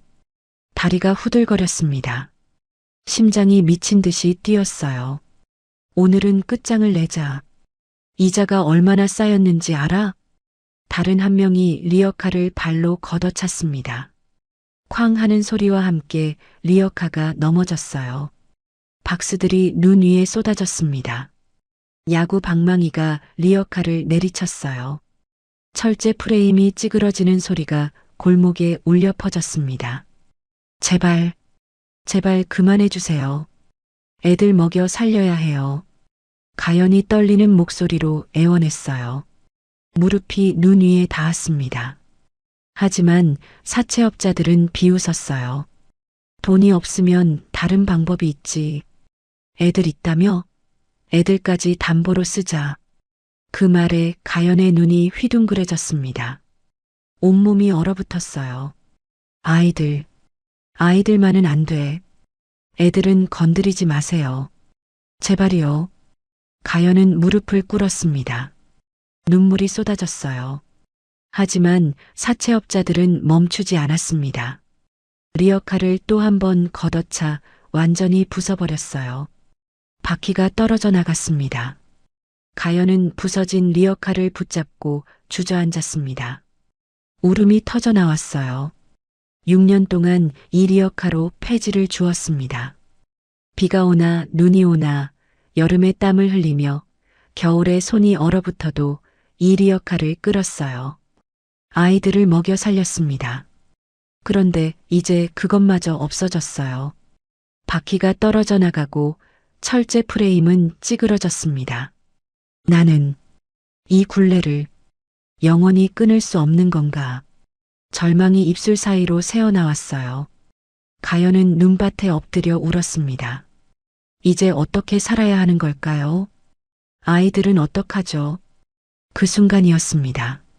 골목 입구에서 사이렌 불빛이 번쩍였어요. 경찰차가 급하게 진입했습니다. 타이어가 눈 위에서 미끄러지는 소리가 났죠. 사채업자 둘은 당황해서 도망치려 했어요. 하지만 경찰들이 순식간에 뛰어내려 그들을 제압했습니다. 팔이 뒤로 꺾이고 수갑이 채워졌어요. 찰칵하는 소리가 새벽 공기를 갈랐습니다. 꼼짝 마. 협박, 스토킹, 불법 채권 추심. 전부 조사할 거야. 경찰의 단호한 목소리가 울려 퍼졌습니다. 사채업자들은 발버둥 치며 욕설을 퍼부었지만 곧 경찰차에 실려갔어요. 사이렌 소리가 멀어져 갔습니다. 가연은 눈밭에 주저앉은 채 멍하니 그 광경을 바라봤습니다. 현실인지 꿈인지 분간이 안 됐어요. 무슨 일이 벌어진 거죠? 그때 경찰차 뒤에서 두 사람이 달려왔습니다. 숨을 헐떡이며 뛰어오는 모습, 눈밭을 가로지르며 달려오고 있었어요. 가연은 눈을 의심했습니다. 시아버지와 시어머니였습니다. 태산과 미정이 헐떡이며 달려오고 있었어요. 태산은 코트 자락이 펄럭였고 미정은 잠옷 위에 외투만 걸친 모습이었습니다. 급하게 나온 게 분명했어요. 가연아, 미정이 소리쳤습니다. 목소리가 갈라졌어요. 얼굴은 이미 눈물로 범벅이었습니다. 태산도 헐떡이며 뒤따랐죠. 70이 넘은 나이에 그렇게 뛰어온 건 처음일 거예요. 두 사람은 가연 앞에 멈춰 섰습니다. 미정은 그 자리에서 주저앉았어요. 눈물이 얼굴을 적셨습니다. 가연아, 다쳤니? 괜찮아? 가연은 대답할 수 없었어요. 너무 놀라서 말이 나오지 않았습니다. 왜 이 사람들이 여기 있는 거죠? 어떻게 알고 온 거예요? 수많은 질문이 머릿속을 맴돌았지만 입 밖으로 나오지 않았습니다. 태산이 다가와 거의 무릎을 꿇다시피 했습니다. 70 넘은 노인의 눈에 눈물이 고여 있었어요. 미안하다. 우리가 너무 큰 죄를 지었구나. 목소리가 떨렸습니다. 진심이 담겨 있었어요. 사실 비서가 사채업자들이 가연을 미행하는 정황을 포착했어요. 밤낮으로 감시했죠. 그리고 오늘 새벽 그들이 움직이자 즉시 회장에게 연락했습니다. 태사는 잠옷바람으로 뛰쳐나와 경찰과 함께 이 골목으로 달려온 거였어요. 가연아, 이제 걱정하지 마라. 태산이 조심스럽게 말했습니다. 내 빚은 전부 정리했다. 사채업자들이 너를 괴롭힐 일은 다시는 없을 거야. 가연은 귀를 의심했어요. 빚을 정리했다고요? 법적으로도 우리가 처리했어. 너와 아이들을 건드리면 바로 구속될 거다. 그건 단순한 약속이 아니었습니다. 화신건설 회장의 모든 권한을 사용해서 실제로 실행한 조치였어요. 최고의 변호사를 고용하고 불법 채권 추심을 고발하고 가연을 보호할 수 있는 모든 법적 장치를 마련한 거였죠. 원금과 이자를 모두 갚고 사채업자들에 대한 고소장도 이미 제출한 상태였습니다. 가연은 그 말을 듣자마자 다리가 풀렸습니다. 눈밭에 완전히 주저앉아 버렸어요. 6년 동안 짊어졌던 무게가 한꺼번에 무너지는 것 같았습니다. 악몽 같았던 날들, 문 두드리는 소리에 잠 못 이루던 밤들, 아이들 데려가겠다는 협박에 울던 날들, 그 모든 게 끝났다는 게 믿기지 않았어요. 왜 이제 와서? 가연의 입에서 흐느낌이 새어나왔어요. 원망인지 고마움인지 알 수 없는 감정이 뒤섞였습니다. 미정이 가연을 끌어안았습니다. 눈물로 범벅이 된 얼굴로 가연을 꼭 안았어요. 차가운 눈 위에서 두 여자가 부둥켜 안고 울었습니다. 미안해. 정말 미안해. 너무 미안해. 미정의 어깨가 들썩였습니다. 6년 전 장례식장에서 내뱉었던 잔인한 말들이 떠올랐어요. 내가 우리 아들을 죽였다. 나가. 그 말들이 얼마나 가연을 짓눌렀을지. 임신한 몸으로 빗속을 헤맸을 그 밤이 떠올랐습니다. 그 죄책감이 한꺼번에 밀려왔어요. 태산도 눈물을 흘렸어요. 주름진 뺨을 타고 눈물이 흘러내렸습니다. 화신건설 회장으로서 평생 남 앞에서 울어본 적 없는 사람이었는데 오늘은 참을 수가 없었어요. 며느리가 이렇게 될 때까지 아무것도 하지 않았던 자신이 원망스러웠습니다. 세 사람은 눈 내리는 골목에서 서로를 바라보며 울었습니다. 말이 필요 없었어요. 눈물이 모든 걸 대신했습니다. 부서진 리어카 옆에서 6년의 원망과 후회가 눈물과 함께 흘러내렸어요. 아직 용서하기엔 이른 감정이었지만 무언가가 조금씩 녹아내리는 것 같았습니다. 얼어붙었던 마음에 균열이 생기기 시작했어요. 눈발은 계속 내렸어요. 하얀 눈이 세 사람의 어깨 위에 소복이 쌓였습니다. 골목은 다시 고요해졌죠. 아까의 소란이 거짓말처럼 평온했어요. 가연은 문득 집에 있는 아이들이 생각났어요. 준이와 윤이. 이제 아이들에게 더 이상 무서운 사람들이 찾아오지 않을 거예요. 밤마다 문 두드리는 소리에 떨지 않아도 돼요. 그 생각에 또다시 눈물이 쏟아졌습니다. 이번에는 안도의 눈물이었어요. 동이 트기 시작했습니다. 어두웠던 골목에 희미한 빛이 스며들었어요. 긴 밤이 끝나고 새벽이 오는 것처럼 가연의 삶에도 조금씩 빛이 들어오고 있었습니다. 그날 이후 가연의 마음은 조금씩 달라지기 시작했습니다. 태상과 미정은 여전히 매일 찾아왔어요. 하지만 이제는 문 밖에 물건만 두고 가지 않았습니다. 가연이 문을 열어줬거든요. 며칠 후 미정이 직접 찾아왔습니다. 손에는 작은 보따리가 들려 있었어요. 직접 만든 떡이었습니다. 콩고물을 묻힌 인절미와 팥향금을 넣은 송편. 지훈이가 어렸을 때 좋아하던 바로 그 떡이에요. 손주들도 좋아할지 모른다는 생각에 새벽부터 일어나 반죽을 치고 떡을 빚었죠. 계단을 내려가는 발걸음이 무거웠습니다.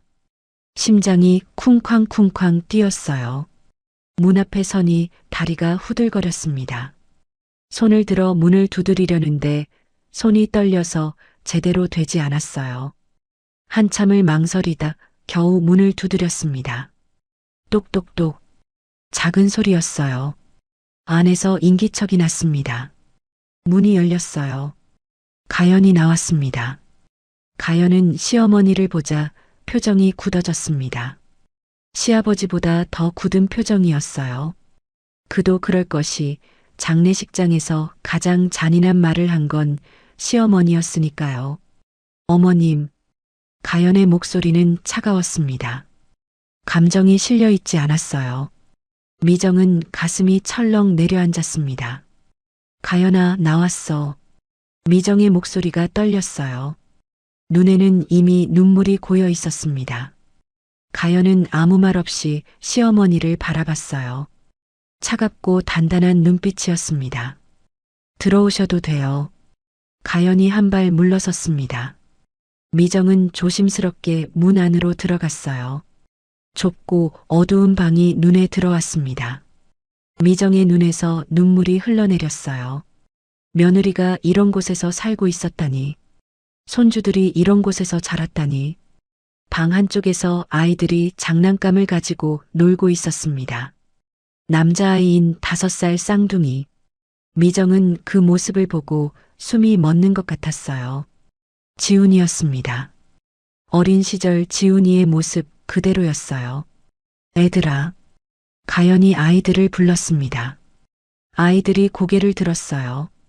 인사해. 할머니셔. 아이들이 미정을 바라봤습니다. 호기심 어린 눈빛이었어요. 미정은 다리에 힘이 풀려 그 자리에 주저앉았습니다. 아이들이 다가왔어요. 할머니요? 우리 할머니 있었어요? 아들 준이가 물었습니다. 순수한 질문이었어요. 미정의 눈에서 눈물이 쏟아졌습니다. 그래, 이 아이들은 할머니가 있다는 것도 몰랐구나. 6년 동안 몰랐구나. 그래, 할머니야. 할머니가 늦게 왔어. 미안해. 미정이 떨리는 목소리로 말했어요. 윤희가 고개를 갸웃거렸습니다. 할머니 왜 울어요? 할머니가 너무 보고 싶었거든. 미정은 아이들을 끌어안았습니다. 작고 따뜻한 몸이 품에 안겼어요. 지훈이 냄새가 나는 것 같았습니다. 아들의 온기가 느껴지는 것 같았어요. 어린 지훈이를 안았던 그 기억이 떠올랐습니다. 미정은 아이들을 안고 울었습니다. 목 놓아 울었어요. 6년 동안 참았던 눈물이 터져 나왔습니다. 가연은 그 모습을 지켜봤습니다. 복잡한 감정이 밀려왔어요. 시어머니가 미웠습니다. 하지만 저렇게 우는 모습을 보니 마음 한구석이 아렸습니다. 아이들도 당황한 표정이었어요. 처음 보는 할머니가 울고 있으니까요. 한참을 울고 나서 미정이 가연을 바라봤습니다. 눈물로 얼룩진 얼굴이었어요. 가연아, 미안해. 정말 미안해. 미정이 무릎을 꿇었습니다. 가연은 놀랐어요. 시어머니가 자신에게 무릎을 꿇다니요. 장례식장에서 내가 한 말 평생 후회했어. 내가 우리 아들을 죽였다고 했지. 그건 거짓말이야. 내 잘못이 아니야. 다 내 잘못이야. 미정의 목소리가 갈라졌습니다. 어깨가 들썩였어요. 내가 임신한 줄도 몰랐어. 빗속에서 쫓아낸 거 평생 악몽으로 꿨어. 내가 사람이 아니지. 어떻게 그럴 수 있었을까? 미정은 바닥에 이마를 대고 엎드렸습니다. 아이들이 무서워하며 가연에게 달라붙었어요. 엄마, 할머니 왜 그래요? 준이가 떨리는 목소리로 물었습니다. 가연은 아이들을 안심시키며 시어머니에게 말했어요. 일어나세요, 어머님. 아이들이 무서워해요. 미정이 천천히 고개를 들었습니다. 눈물과 콧물이 범벅이 된 얼굴이었어요. 가연은 휴지를 내밀었습니다. 여기서 이러시면 안 돼요. 아이들 보는 앞에서. 가연의 목소리는 여전히 단단했습니다. 하지만 처음 만났을 때보다는 부드러웠어요. 미정은 휴지로 얼굴을 닦았습니다. 용서해달라고 말 못해. 그럴 자격이 없어. 다만 이 아이들한테 할머니 노릇 좀 하게 해줘. 평생 속죄하며 살게. 가연은 한참 동안 말이 없었습니다. 창밖을 바라봤어요. 6년 전 그날 밤이 떠올랐습니다. 빗속을 헤매며 울던 그 밤. 그때의 상처가 아직도 가슴에 남아 있었어요. 하지만 아이들을 봤습니다. 엄마 다리에 매달려 있는 아이들. 크고 맑은 눈으로 자신을 올려다보는 아이들. 이 아이들에게는 할머니가 필요할지도 몰라요. 자신이 주지 못하는 것들을 줄 수 있을지도 모릅니다. 아이들한테 잘해주세요. 가연이 천천히 말했습니다. 저한테는 아직 시간이 필요해요. 하지만 아이들은 할머니를 만나도 돼요. 미정의 얼굴에 희망이 떠올랐습니다. 눈물이 또 흘러내렸어요. 하지만 이번에는 기쁨의 눈물이었습니다. 고마워, 가연아. 정말 고마워. 가연은 고개를 저었습니다. 고마워하지 마세요. 아이들한테 잘하시면 돼요. 그게 어머님이 하실 일이에요. 그날 미정은 아이들과 함께 시간을 보냈습니다. 가져온 떡을 나눠 먹었어요. 아이들이 맛있다며 환하게 웃었습니다. 입가에 콩고물을 묻히고 깔깔대는 모습이 너무 귀여웠어요. 그 웃음소리가 미정의 가슴을 따뜻하게 적셨습니다. 준이와 윤희는 할머니에게 금방 마음을 열었습니다. 아이들은 단순했어요. 자기를 예뻐해주는 사람이면 좋아했죠. 미정이 안아주고 뽀뽀해주니까 깔깔대며 웃었습니다. 가연은 그 모습을 조용히 지켜봤어요. 복잡한 마음이었습니다. 미운 마음과 고마운 마음이 뒤섞였어요. 하지만 아이들이 행복해하는 모습을 보니 잘한 선택인 것 같기도 했습니다. 저녁이 되어 미정이 돌아갈 때 아이들이 아쉬워했어요. 할머니, 또 와요. 윤희가 미정의 손을 잡고 흔들었습니다. 미정은 그 작은 손을 꼭 쥐며 고개를 끄덕였어요. 그래, 또 올게. 할머니가 맛있는 것도 많이 가져올게. 미정은 가연에게 인사를 하고 돌아갔습니다. 계단을 올라가면서 계속 뒤를 돌아봤어요. 문 앞에서 손 흔드는 아이들의 모습이 눈에 밟혔습니다. 발걸음이 떨어지지 않았어요. 집으로 돌아온 미정은 태산에게 모든 걸 말했어요. 두 사람은 오랜만에 밤새 이야기를 나눴습니다. 손주들 얘기, 가연 얘기, 그리고 앞으로의 일들. 이제 시작이었어요. 6년간의 상처를 치유하려면 더 많은 시간이 필요할 거예요. 하지만 첫 발을 내디뎠습니다. 그게 중요했어요. 아무리 긴 여정도 첫걸음부터 시작하니까요. 태산과 미정은 손을 맞잡고 다짐했습니다. 남은 인생, 며느리와 손주들에게 최선을 다하겠다고요. 그게 하늘에 있는 아들에게 할 수 있는 마지막 도리라고 믿으면서요. 그 후로 몇 달이 흘렀습니다. 태산과 미정은 거의 매일 반지하를 찾아왔어요. 처음에는 어색했지만 시간이 지나면서 조금씩 편해졌습니다. 아이들은 할아버지 할머니에게 금방 정이 들었어요. 특히 준이는 할아버지를 따랐습니다. 태산이 오면 달려가서 매달렸죠. 윤희는 할머니 무릎에 앉아 머리를 빗겨달라고 졸랐어요. 아이들에게는 조부모가 필요했던 거예요. 그동안 없었던 사랑을 한꺼번에 받으려는 것처럼 보였습니다. 가연은 그 모습을 지켜보며 복잡한 감정을 느꼈어요. 아직 시부모를 완전히 용서하지는 못했습니다. 하지만 아이들이 행복해하는 모습을 보면 마음 한구석이 따뜻해졌어요. 이게 맞는 선택인 것 같았습니다. 어느 날 태산이 조심스럽게 말을 꺼냈어요. 가연아, 할 얘기가 있어. 가연은 고개를 끄덕였습니다. 태산의 표정이 진지했어요. 이 집에서 나와. 우리 집으로 와. 가연은 순간 굳어졌습니다. 예상치 못한 말이었거든요. 아이들이 이런 데서 자라면 안 돼. 습기 차고 햇빛도 안 들고. 우리 집은 방이 많아. 다 같이 살자. 태산의 목소리에는 간절함이 담겨 있었어요. 하지만 가연은 고개를 저었습니다. 그건 안 돼요.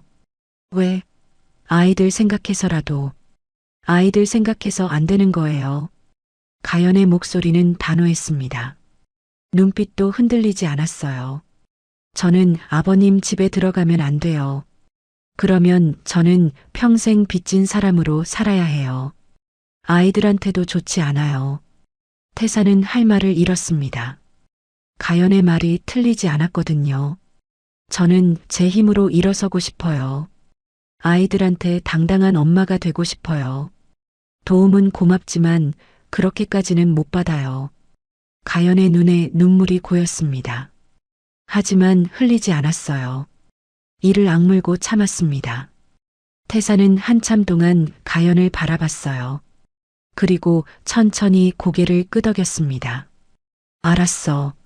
내 뜻을 존중할게. 그날 밤 태산은 미정과 오랜 시간 이야기를 나눴습니다. 가연의 자존심을 지켜주면서도 도울 수 있는 방법을 고민했어요. 그러다 한 가지 생각이 떠올랐습니다. 며칠 후 태산이 가연을 찾아왔어요. 손에는 서류 봉투가 들려 있었습니다. 이게 뭐예요? 가연이 물었습니다. 태사는 서류를 내밀었어요. 회사에 자리가 하나 있어. 격리일이야. 내가 할 수 있을 것 같아서. 가연은 서류를 받아들었습니다. 화신건설 입사 지원서였어요. 눈이 휘둥그레졌습니다. 시혜가 아니야. 정당한 월급 받고 일하는 거야. 내 실력으로. 태산이 덧붙였어요. 가연은 한참 동안 서류를 바라봤습니다. 손이 떨렸어요. 생각해봐. 강요는 안 할게. 태산은 그 말을 남기고 돌아갔습니다. 가연은 밤새 고민했어요. 폐지를 주우며 사는 것보다는 나은 삶을 살 수 있을 거예요. 아이들에게도 더 좋은 환경을 만들어줄 수 있겠죠. 하지만 시아버지 회사에서 일한다는 게 마음에 걸렸습니다. 눈치를 봐야 할 것 같았어요. 그래도 아이들을 생각하면 거절하기 어려웠습니다. 일주일 후 가연은 결심했어요. 입사 지원서를 작성해서 태산에게 건넸습니다. 받아주셔서 감사해요. 열심히 할게요. 가연의 목소리는 담담했지만 눈빛에는 결연함이 담겨 있었어요. 태사는 환하게 웃었습니다. 잘 생각했어. 너는 잘할 수 있어. 가연은 화신건설 격리부에서 일을 시작했습니다. 처음에는 서툴렀어요. 컴퓨터 다루는 것도 서류 정리하는 것도 익숙하지 않았죠.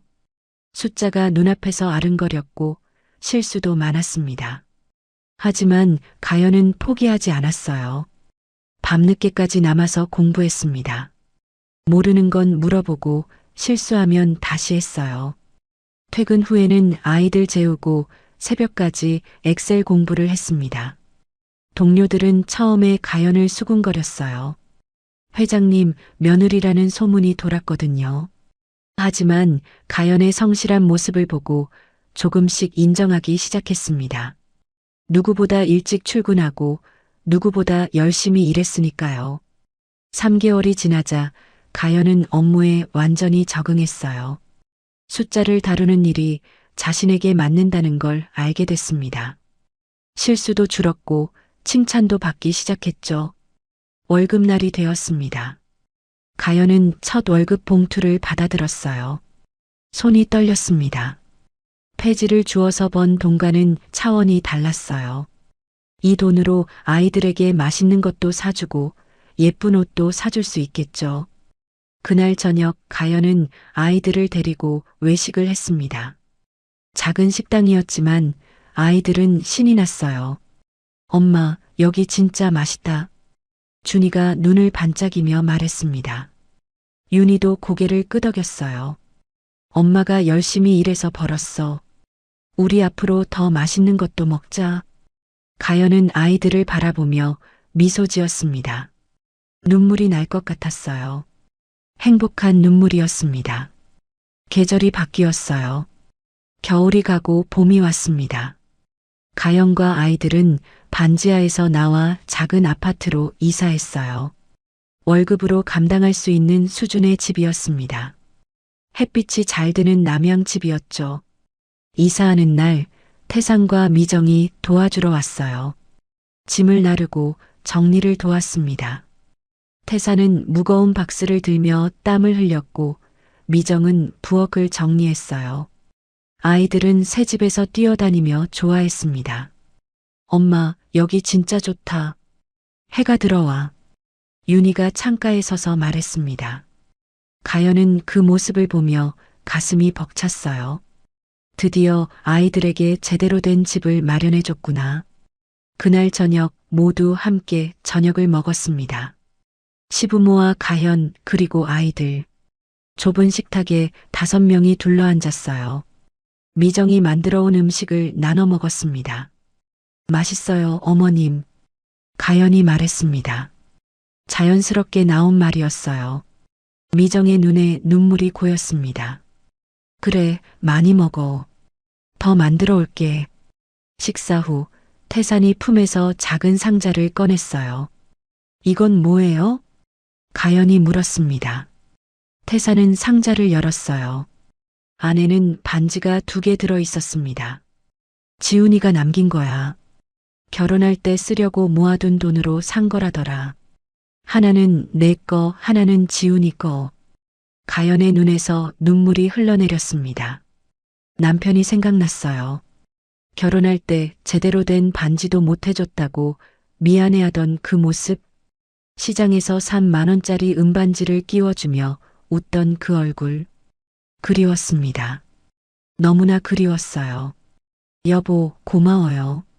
당신 덕분에 여기까지 왔어요. 가연은 반지를 손가락에 끼며 속삭였습니다. 하늘에서 남편이 지켜보고 있는 것 같았어요. 태산이 가연의 손을 잡았습니다. 고생 많았어. 앞으로는 우리가 도울게. 가족으로서. 미정도 가연의 다른 손을 잡았어요. 미안했어. 정말 미안했어. 앞으로 잘할게. 가연은 한참 동안 울었습니다. 6년 동안 쌓였던 서러움이 눈물과 함께 흘러내렸어요. 하지만 이제는 혼자가 아니었습니다. 가족이 곁에 있었어요. 아이들이 다가와 가연을 안았습니다. 작고 따뜻한 팔이 가연을 감쌌어요. 엄마, 왜 울어? 슬퍼? 아니, 행복해서 울어. 엄마는 너희가 있어서 행복해. 가연은 아이들을 꼭 안으며 대답했어요. 진심이었습니다. 가연은 아이들의 머리를 쓰다듬으며 속으로 중얼거렸어요. 우리 아이들은 이제 빚이 아닌 사랑을 상속받았어. 6년 동안 물려받은 건 빚뿐이었습니다. 아버지의 빚, 가난의 빚, 고통의 빚. 하지만 이제는 달랐어요. 아이들에게 물려줄 건 사랑이었습니다. 할아버지의 사랑, 할머니의 사랑, 그리고 하늘에서 지켜보는 아빠의 사랑까지. 창밖으로 봄바람이 불어왔습니다. 벚꽃이 흩날렸어요. 분홍빛 꽃잎이 창문 너머로 춤을 췄습니다. 긴 겨울이 끝나고 드디어 봄이 온 것 같았어요. 가연의 이야기는 여기서 끝이 아닙니다. 이제 시작이에요. 상처는 아직 완전히 아물지 않았지만 조금씩 나아가고 있었습니다. 가족과 함께 한 걸음씩. 어제보다 오늘이, 오늘보다 내일이 더 나아질 거예요. 그리고 하늘에서 지훈이 지켜보고 있을 거예요. 사랑하는 아내와 아이들이 행복해지는 모습을 미소 지으며 지켜보고 있을 겁니다. 오늘의 민낯 사연이 당신의 마음에 작은 울림을 드렸다면 구독과 좋아요로 응원해 주세요. 앞으로도 우리 모두의 솔직한 이야기로 함께 위로받고 공감할 수 있도록 말이에요. 오늘 사연의 주인공을 위한 따뜻한 응원의 말씀도 댓글로 남겨주시면 큰 힘이 됩니다. 꾸밈 없는 당신의 하루하루를 응원합니다. 민낯 사연이었습니다.